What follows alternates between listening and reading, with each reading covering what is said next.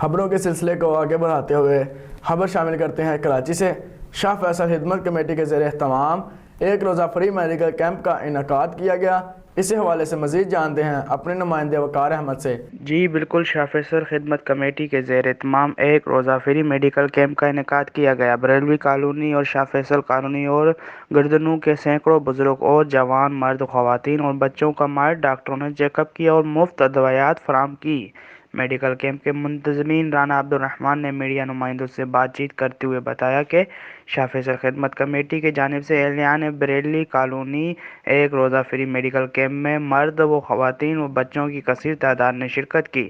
شاہ فیصل خدمت کمیٹی کے چیئرمین رانا عبدالرحمان کا مزید کہنا تھا کہ حکومت سہولیات دینے کے بجائے مہنگائی پر زور ہے۔ خورد نوش اشیاء کی تو مہنگا کر دیا گیا، ساتھ ہی ادویات کو 500 گنا مہنگا کیا جا چکا ہے اور مزید مہنگی کی جا رہی ہیں جو عوام کی پہنچ سے بہت دور ہو چکی ہیں۔